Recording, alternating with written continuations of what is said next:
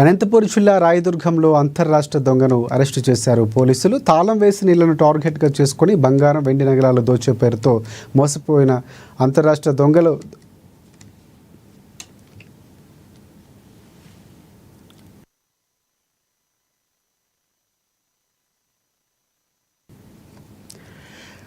అంతర్రాష్ట్ర దొంగలకు సంబంధించి అనంతపూర్లో రాయదుర్గంలో దొంగలను అరెస్ట్ చేశారు పోలీసులు. తాళం వేసిన ఇళ్లను టార్గెట్ చేస్తూ బంగారు, వెండి నగలు దోచే పేరు మోసిన అంతర్రాష్ట్ర దొంగ గంగాధర్ను పోలీసులు అదుపులోకి తీసుకున్నారు.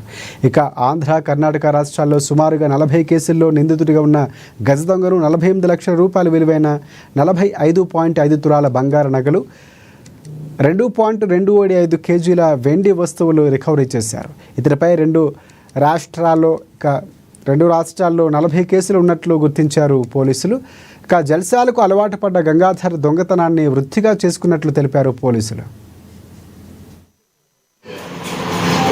కళ్యాణదుర్గం డిఎస్పీ గారైన శ్రీ రవిబాబు డిఎస్పీ గారి ఆధ్వర్యంలో నా సర్కిల్ పరిధిలో మా ఎస్ఐలు కనేకల్ ఎస్ఐ మరియు బొమ్మనాల ఎస్ఐ గారు మేమంతా ఒక టీమ్గా ఏర్పడి ఈరోజు 11 గంటల సమయంలో కనేకల్ క్రాస్లో మాకు రాబడిన సమాచారం మేరకు వాహనాలు తనిఖీ చేస్తుంటే కళ్యాణదుర్గం పట్టణానికి చెందిన వడ్డే పీట్ల గంగాధర్ అనే వ్యక్తి తను చేసిన దొంగతనం చేసిన సొత్తు తీసుకొని ఆటోలో బళ్ళారికి పోతుండగా అమ్ముకున్న దానికి కోసం పోతుండగా మాకు రాబడిన సమాచారం మేరకు అతన్ని పట్టుకోవడం జరిగింది.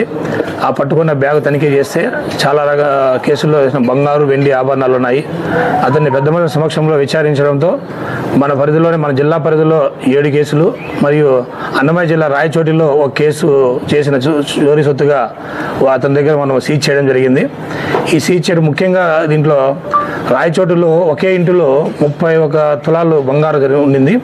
ఆ కుటుంబంలో ఆ తండ్రి కువైట్లో 20 ఏళ్ళు కష్టపడి తన భార్య, కొడుకు చనిపోయినా కూడా ఆ డబ్బులంతా కూడా తన కూతురు పెళ్లి కోసం 31 తులాలు బంగారు చేపించి కంటి చూపు సరిగా కనపడలేదని హాస్పిటల్ పోయినారు. ఆ గ్యాప్ 1 గంట సమయం గ్యాప్లోనే ఈ వ్యక్తి ఆ ఇంటిని తాళం పగలగొట్టి దొంగతనం జరిగింది. కళ్యాణదుర్గం డిఎస్పీ గారైన శ్రీ రవిబాబు డిఎస్పీ